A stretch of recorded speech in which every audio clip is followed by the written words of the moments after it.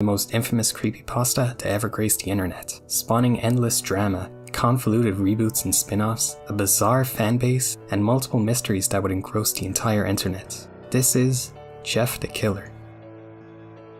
I'm sure you all remember the story. A young Jeffrey Rudds is plagued by a mysterious feeling that manifests in a murderous rage after he and his brother Lou experience cartoonishly extreme bullying by three bullies, Randy, Keith, and Troy, who later retaliate by attacking Jeff, lighting him on fire after he's been covered in bleach, giving him his trademark ghastly pure white skin. The disfigurement turns Jeff totally insane, driving him to carve a permanent smile into his face and burn off his eyelids so he can always see how beautiful he is, before brutally stabbing to death both his parents and then Lou before uttering his iconic catchphrase, "Go to sleep."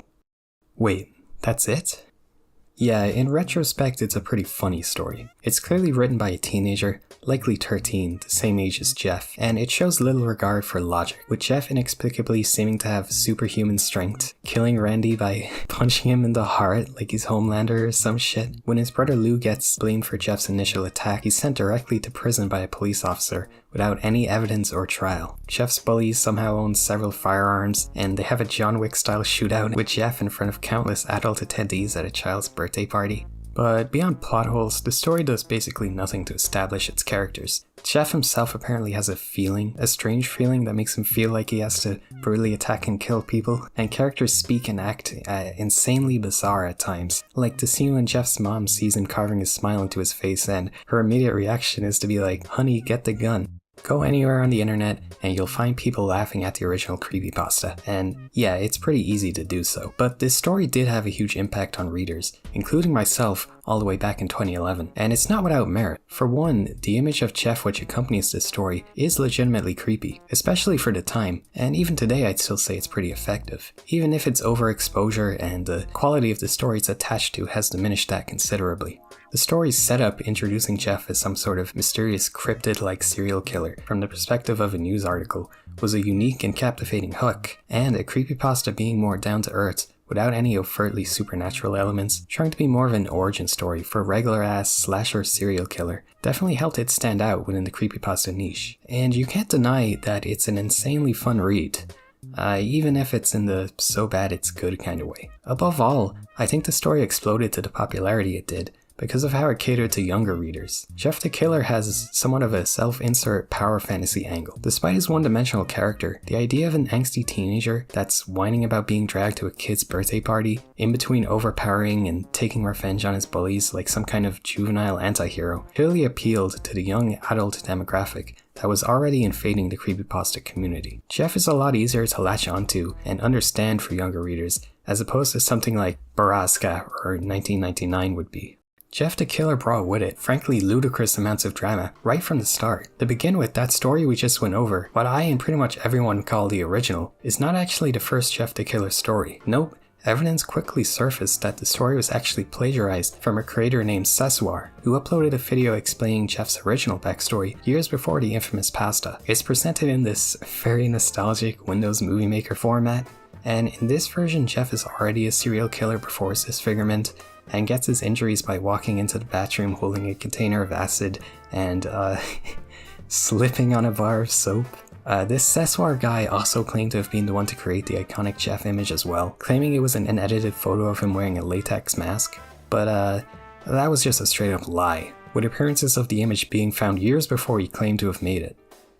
Which kinda makes me question his other claims of ownership over Jeff, but anyways, back to the real story. The pasta saw a major backlash by the wider creepypasta community as soon as it was published, and the resentment was only emboldened, as it skyrocketed to become arguably the influential and most popular creepypasta of all time. This was in large part due to Jeff unexpectedly amassing a huge following of fangirls. The younger side of the creepypasta community was able to look past or perhaps not even notice the glaring issues with the pasta's writing, and latched onto Jeff's creepy visage, along with his nihilistic attitude and relatable themes of bullying and rebellion. This fanbase, however, liked their interpretation of Jeff, not the character portrayed in the pasta. So, in the countless fanfictions, animations, and pieces of art made of Jeff, he quickly began to morph into something very different. Jeff went from a horrifyingly disfigured sociopath to a misunderstood emo twink with eyeshadow instead of burnt out eyelids and notably understated scarring, along with perfectly smooth white skin and a bad boy attitude. This new, oddly lustful fanbase portrayed Jeff as a womanizing bad boy alcoholic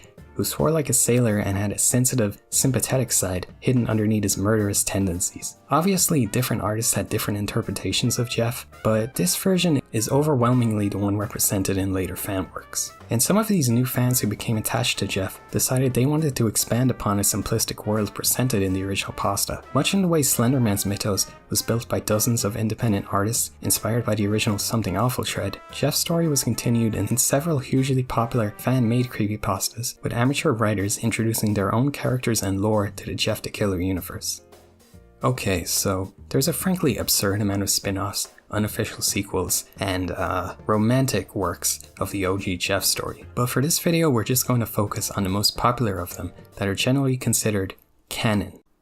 First is of course Jane the Killer. Much like Jeff, the sparsely documented history here is a little confusing, with there being multiple versions of the same character. Before the more well-known Jane Everlasting version that you're probably thinking of, there was Jane the Killer, Born of Science. And I feel the reason this was largely forgotten is because it's completely insane. In this version we follow Jane Arkansas, who's just some regular chick that gets lulled into a government experiment where she's injected with something called liquid hate that turns her into basically a super soldier who can shapeshift, and it turns her skin white for some reason. All for the purpose of killing Jeff, because apparently an emo 14-year-old with a knife is just too much for the freaking US government to handle. Despite its crazy crackhead premise, the story itself takes forever to get there and is just really long and boring. But the concept of a gender-bent, good version of Jeff was cool enough to get reworked into the infinitely more popular Jane the Killer, The True Story. This similarly sets up its heroine as a sort of mirror rival for Jeff, with her being around for all the major events of the original Jeff the Killer story, just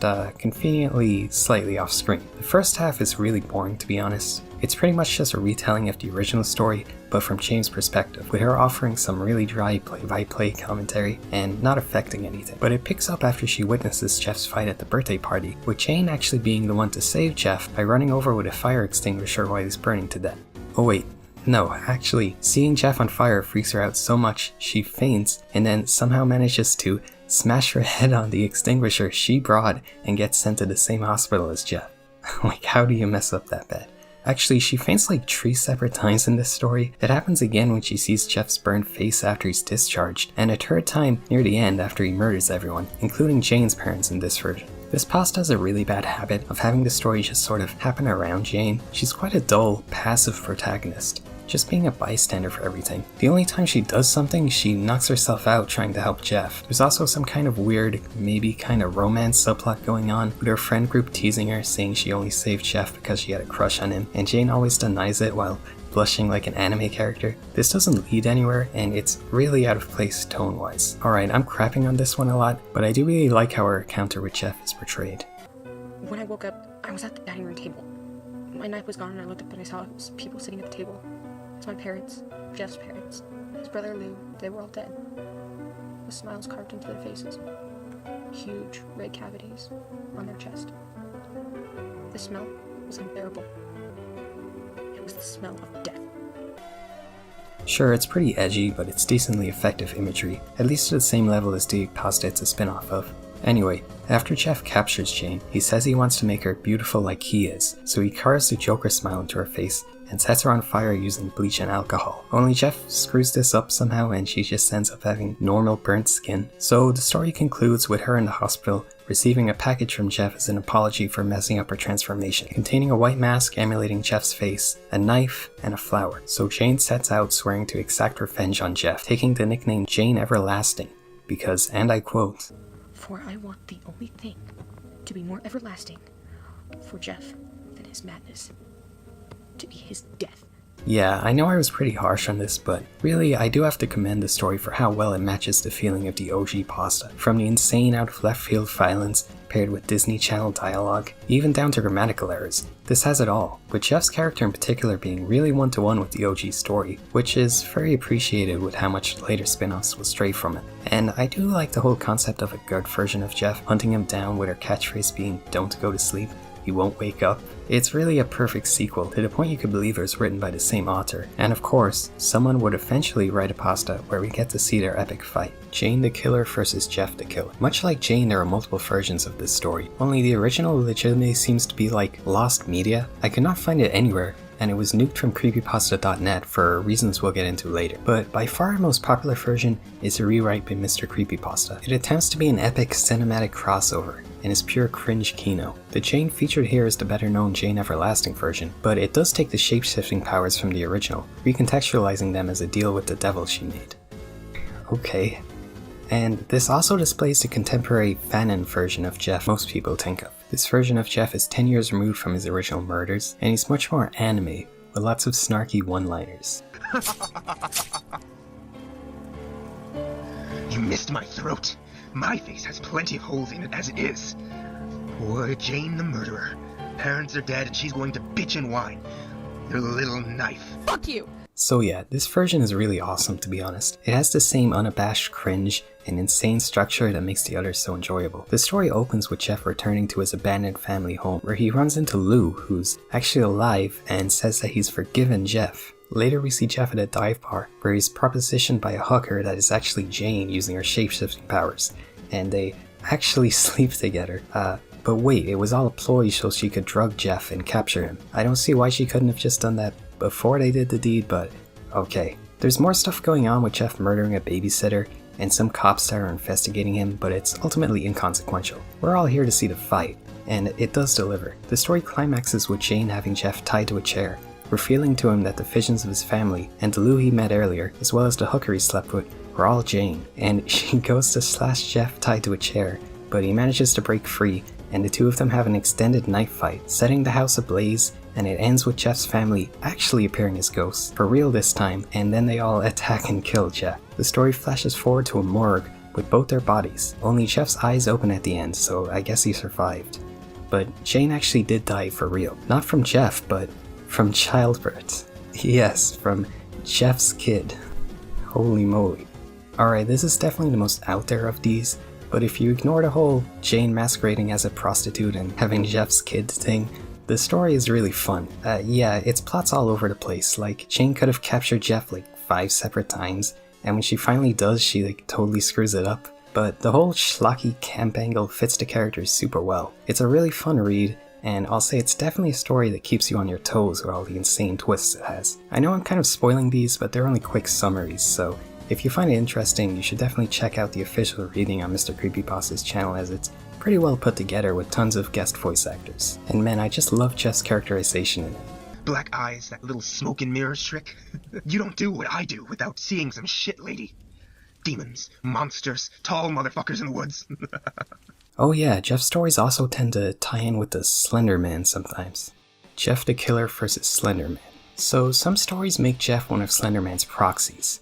Basically people Slender Man controls as his puppets, and he lives with the other Creepypasta characters who are also his proxies in the Creepypasta mansion. But that's a whole other thing I am not getting into. But this story simply has Jeff and Slender exist in the same universe, so they can have a sick Freddy vs. Jason style fight. The story is essentially just Jeff drunkenly wandering around the woods, looking for a victim and coming across Slender. They fight because... You know, I don't know what the fuck you are, but you kind of remind me of myself.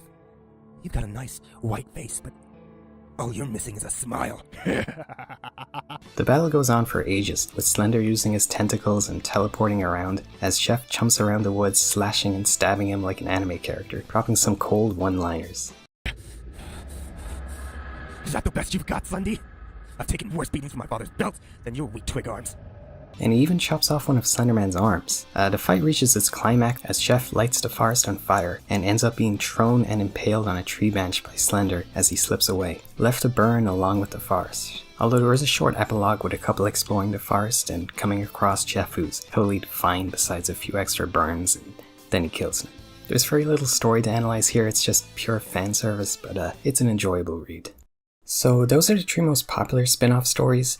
There are a few others worth mentioning that are either built off of or are straight copycats of Jeff. First would be Homicidal Lou, an alternate timeline where Lou survives Jeff's initial attack, and he has this kind of emo Frankenstein's monster look with all the crazy stitches from Jeff's attack, and he actually forgives Jeff and essentially goes crazy wanting to follow in his big brother's footsteps, also murdering people. But it's really just a retread of Jeff. Not too much to talk about here besides the design and general concept being pretty fun. Another super big one was Tiki Toby, which despite not being directly linked to Jeff, was one of the many copycat stories overtaking Creepypasta that was essentially just the same story, some kind of misunderstood teen that has a tragic backstory till they finally break and start killing their bullies/family with a knife. Probably the most infamous of all these though would have to be Nina the Killer. This became pretty much the poster child for bad creepypasta stories, and is a big part of what finally broke the camel's back with how oversaturated the community was getting with these young teenagers writing power fantasy fanfiction for their serial killer OCs. Nina being literally just a self-insert Jeff the Killer fangirl that's obsessed with the creepypasta and kills her bullies to emulate Jeff, and this catches the attention of the real Jeff,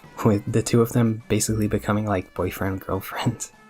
So yeah, at this point with the Jeff imitators, Lost Episode, and .exe creepypastas, we had strayed so far from supernatural internet urban legends like Smile Dog or The Wraith that the whole creepypasta genre had come to be seen as a complete joke by the wider internet, becoming synonymous with cringe fandom compilations, hyper-realistic blood, and laughably unscary subject matter. And the senior user base of Creepypasta.com was not happy about this. They had seen their underground community of genuine internet horror become a playground for incompetently written schlock that was totally taking over their community. To them, Jeff the Killer and his derivatives were a cancer threatening to kill creepypasta from within, and a year after Jeff the Killer was published, the mods of Creepypasta.com decided to take down the story, claiming it didn't meet the site's quality standards, initiating somewhat of a civil war between the pro and anti-Jeff camps, with the story repeatedly being uploaded and taken down again, culminating with an official poll being held to decide Jeff's fate. Proposal: deletion of Jeff the Killer. Yes, you read the title right. I'm proposing the penultimate, permanent deletion of Jeff the Killer, a popular bad quality story that makes a mockery of our standards and defies belief with its popularity. Jeff the Killer's writing is atrocious. It uses a lot of awkward phrasing, grammatical errors, and it rapes a thesaurus, for lack of a better phrase. We have at least a dozen blogs by users who point out the flaws within the story. How do 12-year-olds have guns? What the hell is a ting of bleach? Did you know that bleach is inflammable? And it takes more than just that bit of stuff happening to drive someone insane. It would already be long gone in the deletion log if it weren't for the fact that it was popular. We gave Sonic.exe the walk of shame treatment. For what reason is this story different? The pro-Jeffers argued the story was simply too iconic and influential to be removed. Jeff had become like the creepypasta mascot. He was single-handedly responsible for getting many into creepypasta in the first place, and inspired countless to make their own stories. Even if they often weren't the best written, we all have to start from somewhere. Some even argued it equated to censorship and erasing internet history, simply due to a couple of power-tripping mods and jealous writers. In the end though, when the votes came in, it was decided that Jeff the Killer was to be wiped from creepypasta.net. After this, the story was bounced around, initially living on the Trollpasta forum, then being removed from there as well, and finally getting placed in the mockingly titled JustTheKittens.net.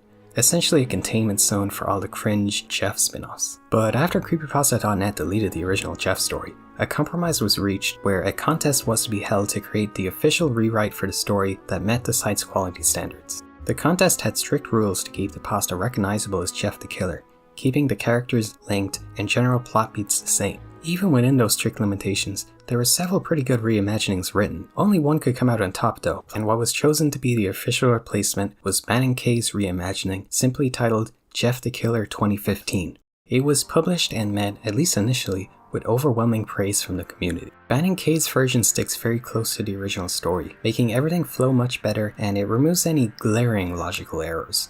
Although I do think it comes with its own problems that hold it back from surpassing the original for me personally. I know some people will call me a nostalgia blind freak for preferring the original mess over this technically much better crafted telling, but to see why, let's get into the changes. First, I have to give major props to the dialogue here. The story opens on Jeff and Lou discussing their new living arrangements, and overall the dialogue is very impressively natural and realistic feeling, especially for two teenage boys. Lou teases Jeff about being an incel, and they mention how distant and unhappy their parents are. This is probably the biggest change to the story, Jeff's parents are heavily expanded upon compared to their one-dimensional OG counterparts. Not that that's a very high bar. Jeff's parents are comically terrible in this story. They're exceptionally closed off and dismissive of Jeff and Lou. They don't believe or even attempt to defend the boys' innocence after the cops are called to their place when they get in their initial fight with Randy and the other boys. This story obviously avoids Lou getting sent to freaking prison, but he does get sent to stay at their aunt's house as punishment, further isolating Jeff in his lonely home life. From there, instead of being jumped at a party,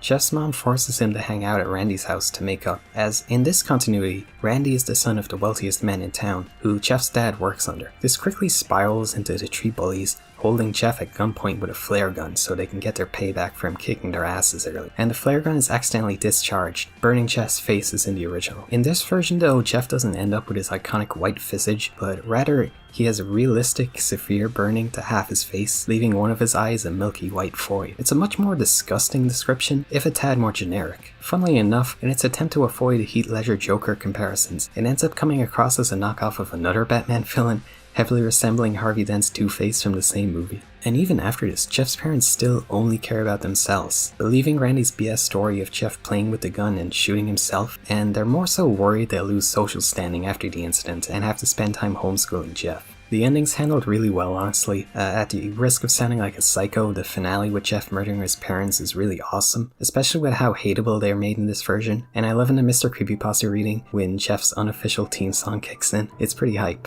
The writing paints a vivid image, Jeff standing in front of his parents' bed, slowly approaching, knife in hand, each side of his face moving in and out of the dim light, switching between the face of a normal high school boy on one side and a disfigured, enraged monster on the other, before brutally gutting them both.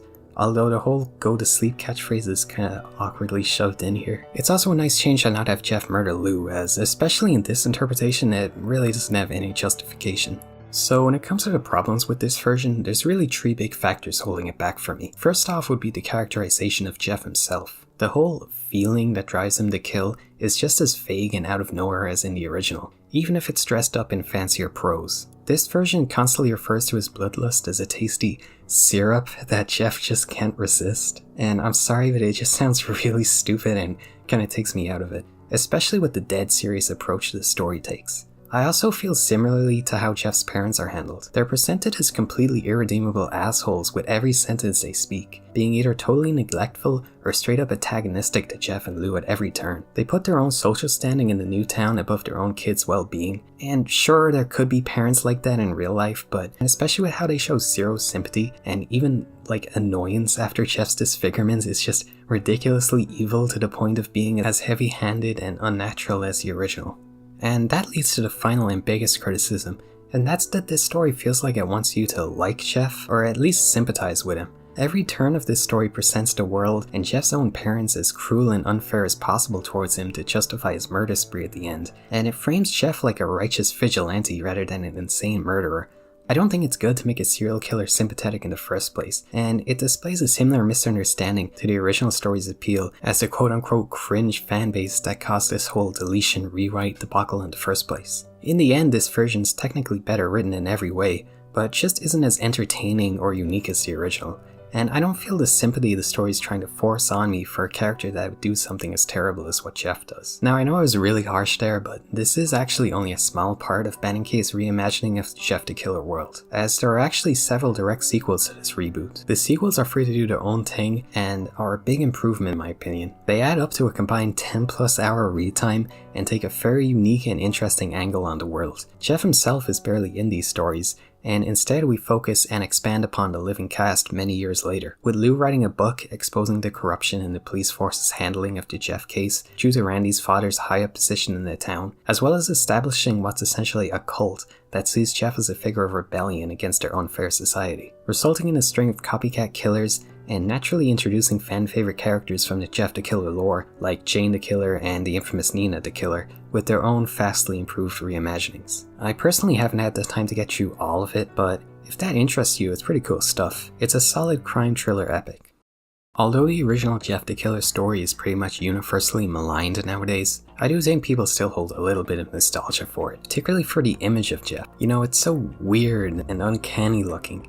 I mean, it's clearly like a Photoshop, but of what? Well, evidently a lot of people thought that, as for years now, there has been a community dedicated to searching for the origin of the Jeff the Killer image. The hunt has become probably the biggest ongoing case of lost media online, with dozens of false leads and hoaxes. The topic has been discussed to death, so I'm not going to go over everything here, but I'll give the spark notes. Here's what we know for sure. First, the image obviously predates the well-known Jeff the Killer creepypasta, and even the OG Seswa version. Although, as mentioned earlier, Seswa did claim to have created the image himself, saying it was done with a white latex mask, but that was disproven when the image was found in a Japanese YouTube video uploaded all the way back in 2007. And after that, it was found Jeff actually appeared a lot on the Japanese side of the internet, way before that, with several instances of this earlier version of the image being posted on various image boards. It's much goofier looking version, and the eyes almost certainly come from this Mr. Potato Head toy. Funnily enough, you can still partially see the Mr. Potato Head eyes in the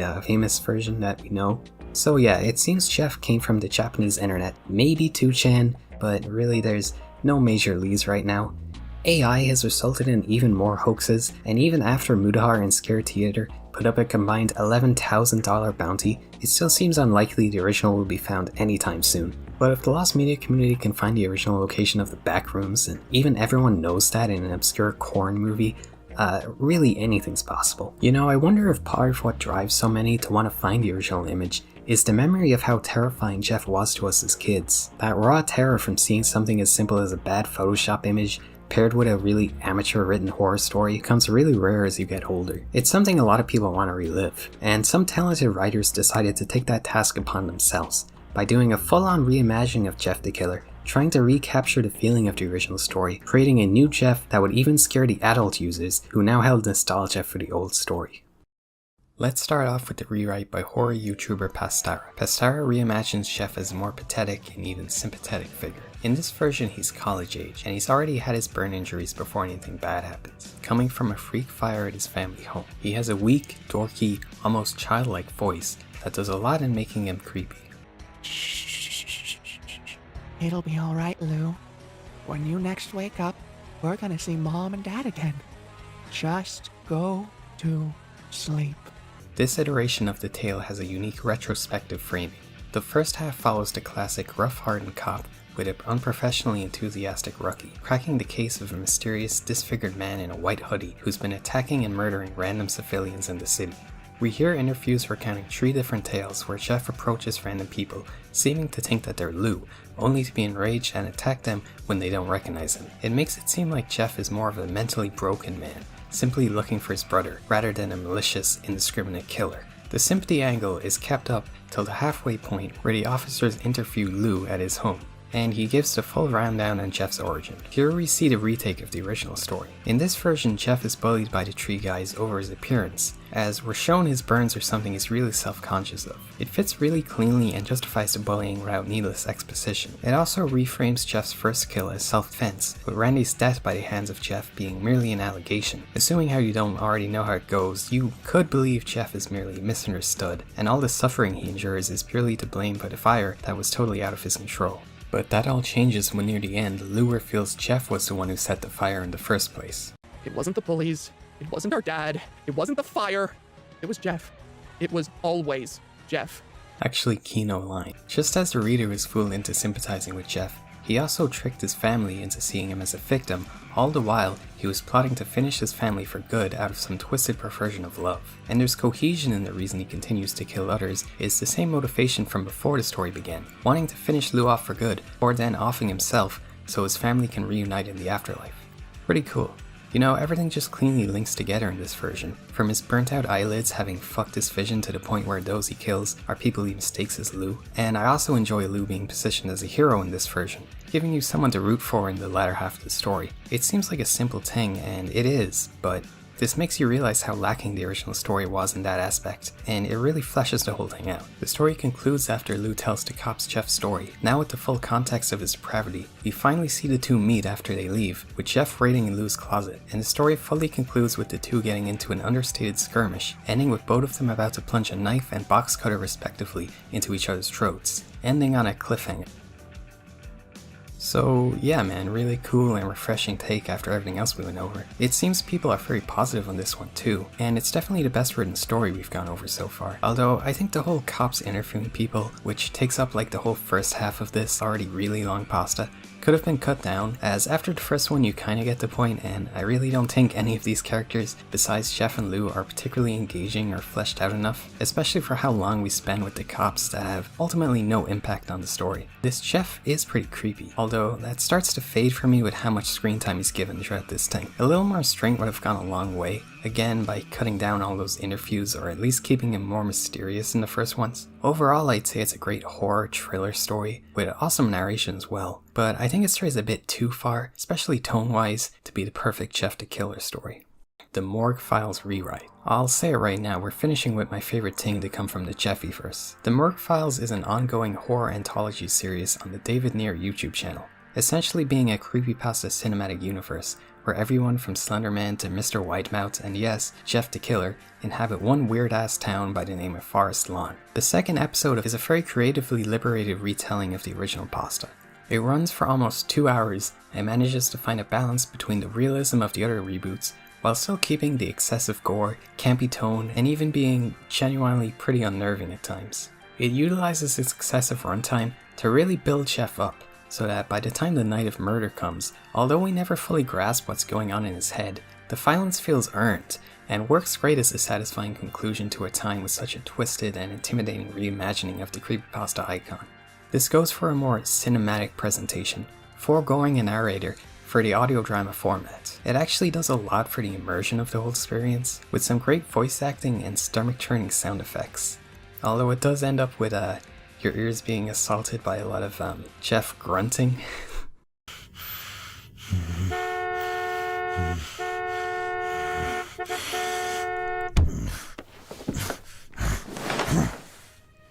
I guess some of you guys would probably like that. In this telling, Jeff is established to be deeply troubled from the start. His parents and family are wary around him, with fake descriptions of an incident where Jeff injured Lou when they were kids, and his characterization takes cues from real-world serial killers, giving Jeff an unnervingly apathetic personality. From early in the story, he's seen killing small animals and generally showing little emotions besides gaining a perverse pleasure from harming others, which is something he slowly indulges in more and more to the point of ruining his own as well as his whole family's life. The people around Jeff are aware of his antisocial tendencies, but seem to be either too apathetic or unable to properly help him till things get so bad it's already too late. It's especially sad to see his mom try so hard to help Jeff, until eventually becoming totally despondent with how unhinged he becomes near the end.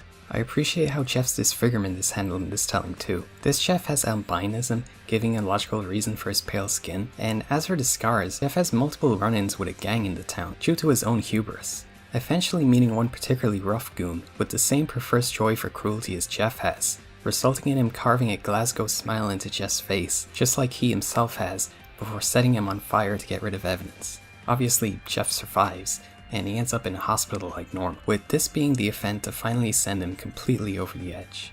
Jeff begins by heading to the gang's hideout to get some also satisfying revenge, before heading back to his own home. His parents are horrified to see the monster Jeff has become, now appearing physically as twisted and disgusting as he is on the inside, wearing the same burnt, bloody clothes as he sits in the corner eating raw meat. You get the sense Jeff doesn't necessarily want to kill his parents just because, but rather as an act of self-preservation before they call the cops, or perhaps to free them from their sad lives largely brought upon by Jeff himself. After that, Jeff goes on a crazy spree across the town, and it's so insanely brutal and over the top. Oh God, what are you gonna do? I'm gonna curb stomp this bitch. I love it, it's really fun, and it's also very much appreciated how he gets arrested, as it always bugs me how the other stories have Jeff somehow evade police, despite being basically just some kid with a knife. There's obviously a lot I'm skipping here. This story has great reimagining of Lou as well, incorporating another classic creepypasta icon as a B-plot. Jane is also set up with Jeff having a really creepy obsession with her that does a lot in making this Jeff as disturbing as he is. And overall, the slow burn of developing Jeff as well as the rest of his family is something you really have to watch the story yourself to understand. Overall, I just feel like this is the only reboot that managed to have both really good writing while also matching the tone and overall appeal of the original story. Overall, this is by far the most fleshed out, most disturbing, and most intriguing version of Jeff we have ever had, probably ever will get, and I can't wait to see the series continue and hopefully see more of Jeff.